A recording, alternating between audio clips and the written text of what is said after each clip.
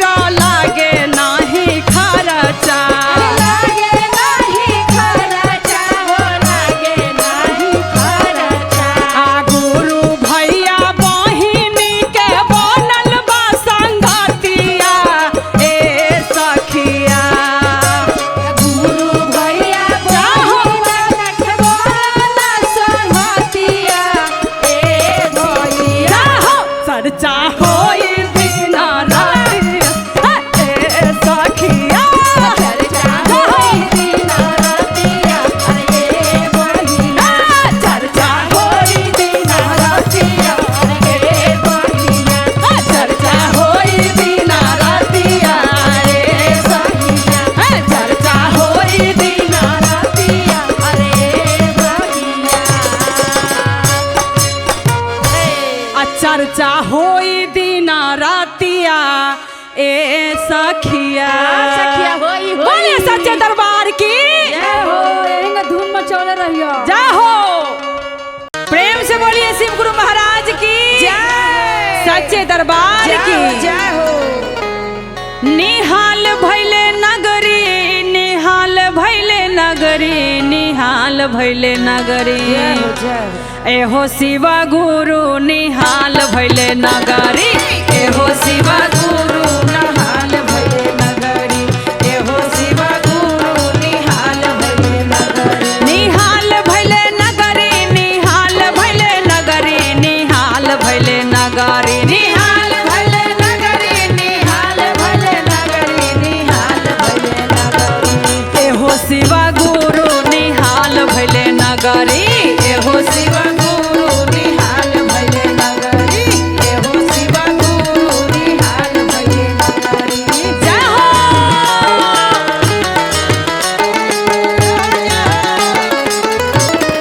एहो शिवा गुरु निहाल भैले नगरी एहो शिवा गुरु निहाल भैले नगरी छूट गइले जुआ तारी छूट गइले चुगली हो छूट गइले चुगली छूट गइले जुआ तारी छूट गइले चुगली छूट गइले चुगली हो छूट गइले चुगली आहो तोहरे हो नमवा जपे लागल सगरी निहाल भैले नगरी एहो शिवा गुरु निहाल भैले नगरी एहो शिवा गुरु निहाल भैले नगरी एहो शिवा गुरु निहाल भैले नगरी जय हो जय हो आनंद रही मिजाज में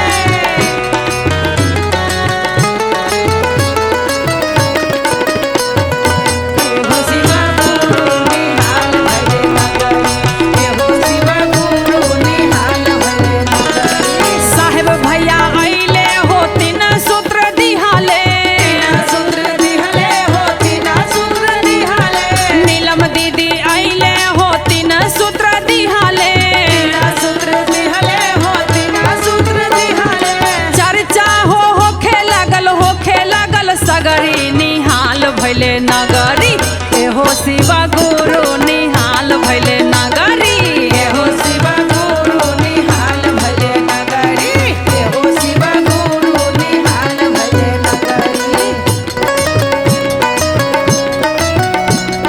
जय हो। एहो शिवा गुरु निहाल भैले नगरी एहो शिवा गुरु निहाल भैले नगरी पहिला में दया मांगा दूसरा में चर्चा हो दूसरा में चर्चा पहिला में दया मांगा दूसरा में चर्चा हो दूसरा में चर्चा नमः शिवाय के भैल पर नमवा निहाल भैल नगरी एहो शिवा गुरु निहाल भैल नगरी एहो शिवा गुरु निहाल भैल नगरी एहो शिवा गुरु निहाल भैल नगरी एहो शिवा गुरु निहाल भैल नगरी। बोलिए सच्चे दरबार की जय प्रेम से बोलिए शिव गुरु महाराज की जय हो। मैया पार्वती की जय हो नीलम दीदी हरेंद्र भैया की जय हो और हमारे वेब म्यूजिक कंपनी की जय हो और आइए बहुत सुंदर शिव चर्चा का सेट आज हमारे शिव गुरु महाराज साक्षात हमारे वेब शिव चर्चा में आए हुए हैं, तो सभी भक्तों पे अपना दया बरसाएं। और कहना है कैसे सुधा दीदी? कैसे कहना है कविता बहन? अपिया धोतिया जय हो शिव गुरु भैया मोरा ले लखिन रे जान रे भैया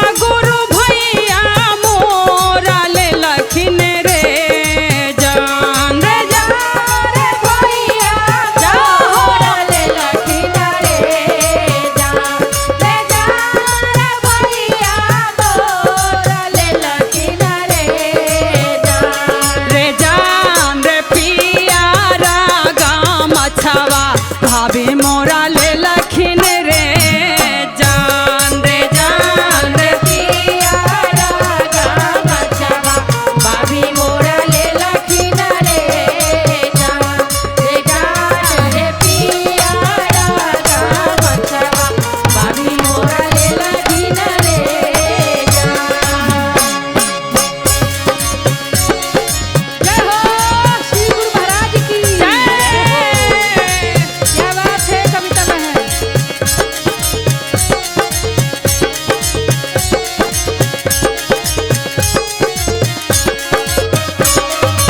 ताली बजा के मछवा भाभी मोरा ले लखिन रे जान रे पिया रागा मछवा भाभी मोरा ले लखिन रे जान। पियर पियर धोतिया हो शिव गुरु स्वामी जी पहिरलन रे जान रे जान रे स्वामी जी पहिरलन रे जान रे स्वामी जी पहिरलन रे जान। रे जान रे पिया रागा मछवा स्वामी जी बनहलन रे जान रे पिया रागा जाहो। स्वामी मोरा बनलन रे जान रे पिया रागा मचवा स्वामी मोरा बनलन रे जान। जाहो जाहो शिव गुरु महाराज की जय देव कंपनी की जाहो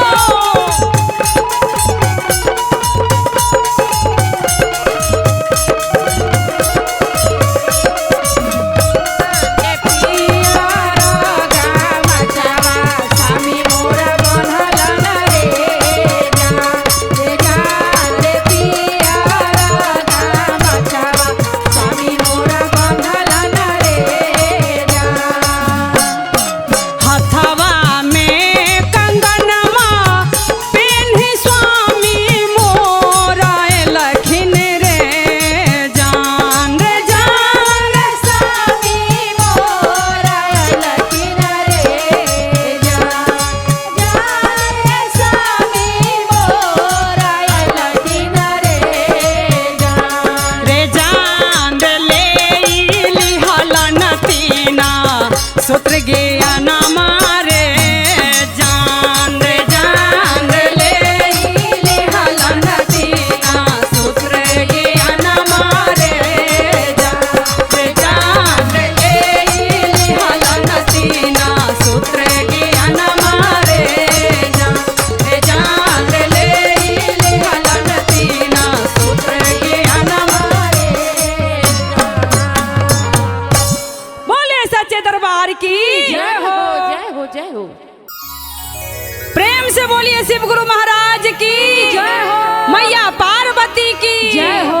और आइए सभी गुरु भाई बहन से रिक्वेस्ट है हाँ कि शिव गुरु के चरणों से जुड़िए जुड़िए। और हमारे साहेब जी का कहना है क्या कहना है कि आओ चले शिव की ओर, चले शिव की जंगल की ओर नहीं जाना है, नहीं नहीं शिव की ओर चलना है और 3 सूत्र का पालन करना है सभी गुरु भाई बहन को। बिल्कुल करेंगे। और आइए उसी 3 सूत्र के माध्यम से मैं भजन लेके आई हूँ और कहना है कैसे कैसे हो बेली फूल खिला लई चमेली फूल खिला लई चमेली फूल खिल लई छोटी नाना दी गेंदा फूलवा भैले का चनार छोटी नाना दी गेंदा फूलवा भैले का चनार जाहो गेंदा फूलवा भइले का चनार। बेली फूल खिला लई चमेली फूल खिला लई चमेली फूल खिला लई बेली फूल खिला रे चमेली फूल खिला रे चमेली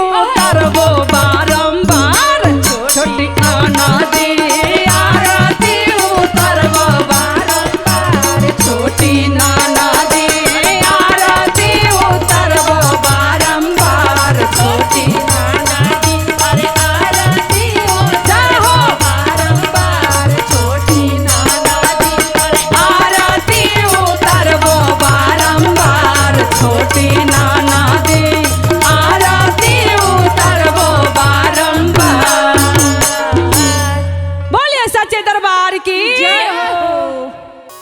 प्रेम से बोलिए शिव गुरु महाराज की जय हो। मैया पार्वती की जय हो। नीलम दीदी हरेंद्र भैया की जय हो। अब पांडे जी हाँ एगो बहुत सुंदर शिष्या हाँ अभी जिसकी शादी नहीं हुई, बेचारी शिव गुरु के दीवानी, परम दीवानी, शिव गुरु के शिव चर्चा के दीवानी। और जब भी शिव चर्चा में जाती है तो भगवान भोलेनाथ से एक ही प्रार्थना करती है कि हे भगवान, जैसा मेरा मायका मिला, माँ बाप मिला, ऐसे ही भगवान ससुराल भी देना।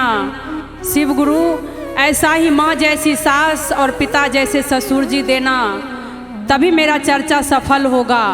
और भगवान भोलेनाथ की असीम कृपा, जो ठीक वैसा ही ससुराल भी मिला है। तो शादी होके जब ससुराल गई और ससुराल से 4 दिन बाद जब घर आई है तो सब शिष्या सब पूछ रही है चर्चा में कि बहिना ससुराल के कुछ हाल बताओ कि कैसी है सासू माँ, कैसे हैं ससुर जी। तो बता रही है कैसे पांडे जी, कैसे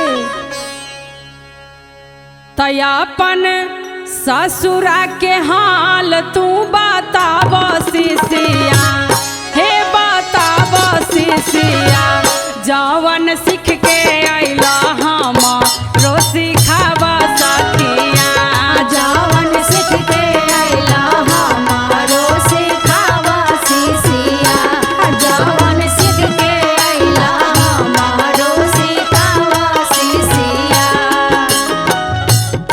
अपन ससुरा के हाल तू बताव शिष्या, अपन ससुरा के हाल तू बताव शिष्या, जवन सीख के अइला हमारो सिखाव शिष्या, जवन सीख के अइला हमारो सिखाव शिष्या, जवन सीख के अइला हमारो सिखाव शिष्या।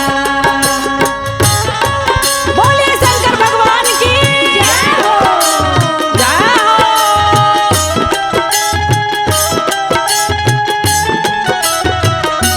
जवन सीख के अइला हमाके सिखाव शिष्या, जवन सीख के अइला हमाके सिखाव शिष्या। ससुर जी हमारो बड़का पुजारी, बड़का पुजारी हो, बड़का पुजारी। सास जी हमरो शिव चर्चा के दीवानी, चर्चा के दीवानी, चर्चा के दीवानी। ससुर जी हमारो बड़का पुजारी, सास जी हमरे शिव चर्चा के दीवानी। तो हमर ससुरा के हाल तू सुना सखिया, हमर ससुरा के हाल तू सुना सखिया, हमर सासू शिव गुरु के दीवानी सखिया, हमर सासू शिव गुरु के दीवानी सखिया, हमर सासू शिव गुरु के जय हो। दीवानी सखिया। भोलेनाथ की जय हो।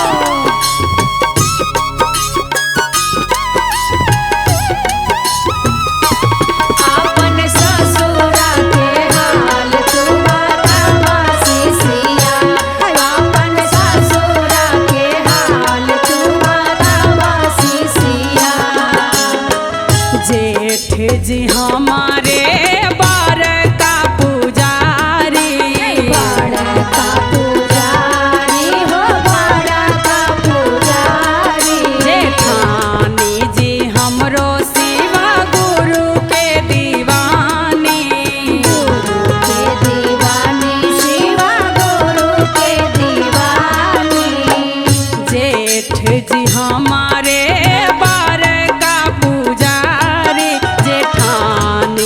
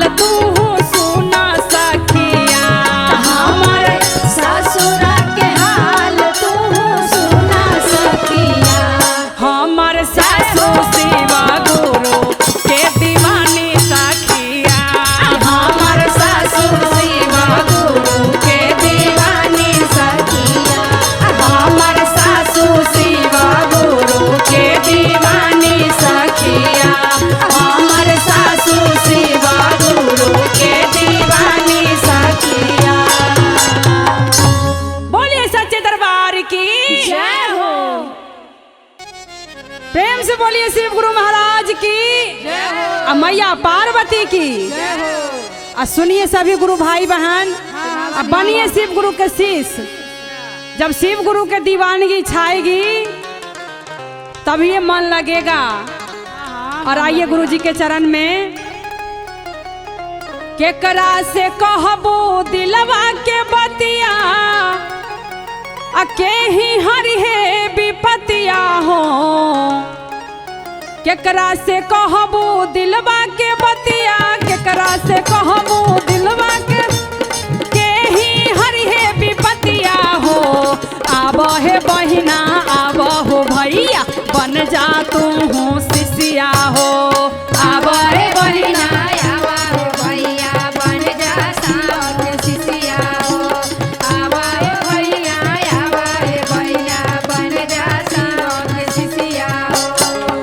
से कहबो दिलवा के बतिया, से कहबो दिलवा के बतिया, के ही हरि है विपतिया हो, के ही हरि है विपतिया हो। आब ए बहिना आब हो भैया, बन जा शिव के शिष्या हो।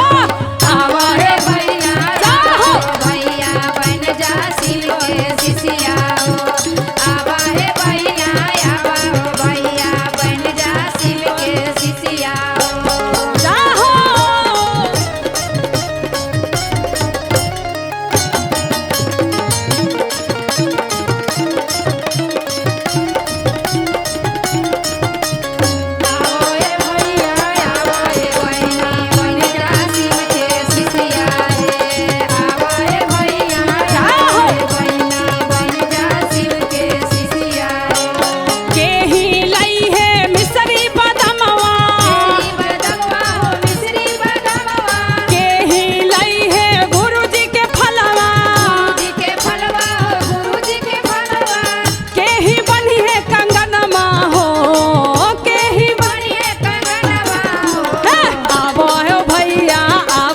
बहिनी, बन जा गुरु जी के शिष्या हो।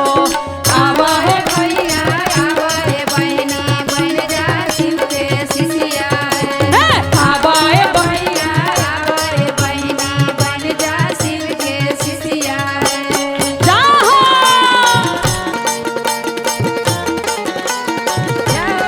बोलिए सच्चे दरबार की, पार्वती मैया की।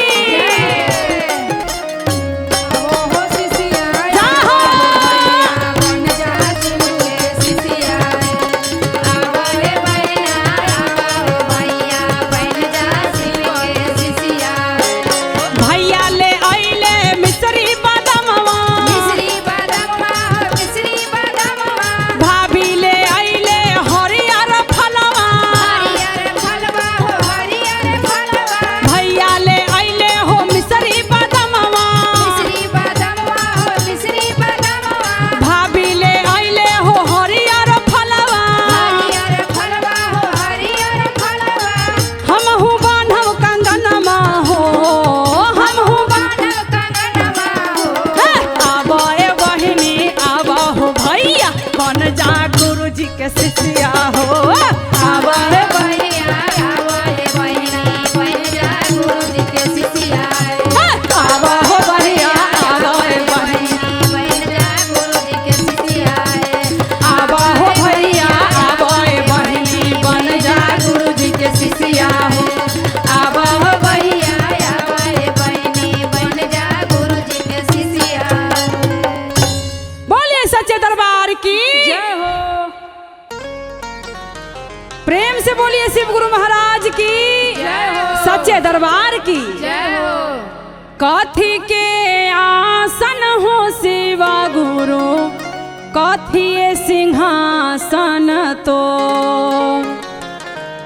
कथी के आसन हो शिव गुरु, कथी सिंहासन तो।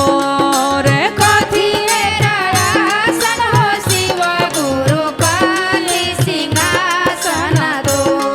रे कवन सोहागिन हो शिव गुरु, आचारा पसारा ने ठार। कवन सोहागिन हो शिव गुरु, आचारा पसारा ने ठार। कवन सोहागिन हो शिव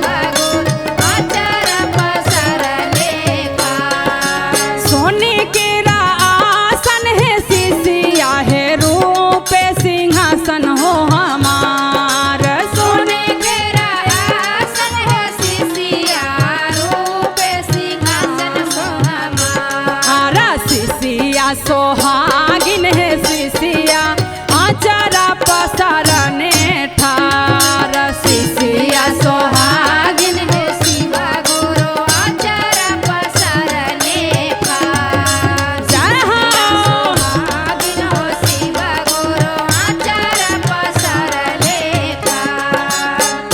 जय हो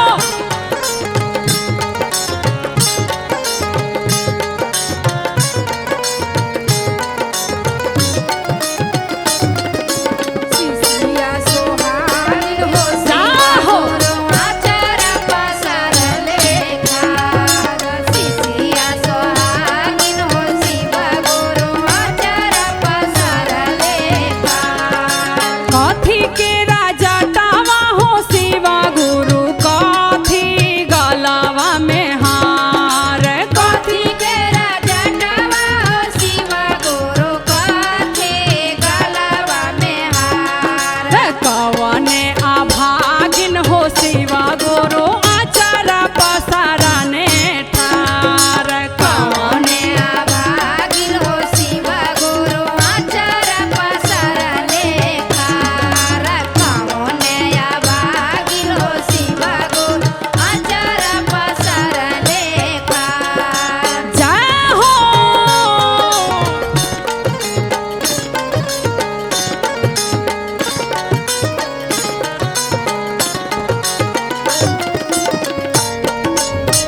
आगिन हो शिवा गुरु आचार पसारने जय हो कवने सोहागिन हो शिवा गुरु आचार पसारने ठार। बरे बरे जटावा है शिशिया है नागावा गिरमलहार बड़े बड़े जटावा है शिशिया गलवा में नगवा के हार।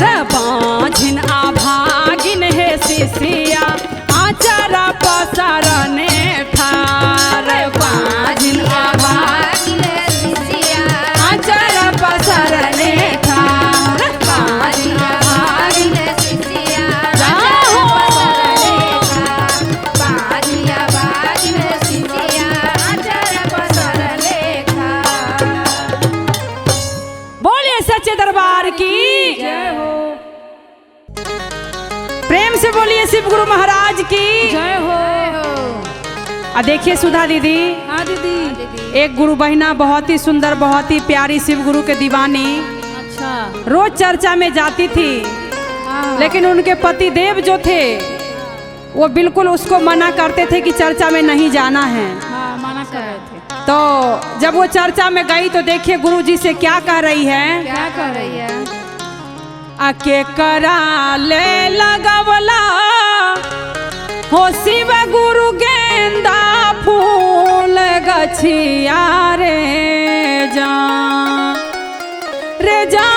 रे गेंदा फूल गछिया रे जान रे के करा ले हो लगवला बेलावा के कांटावो रे जान रे जान के कराले लगवला बेलावा के काटवो रे जान। रे के कराले लगवला बेलावा के काटवो रे जान। जय हो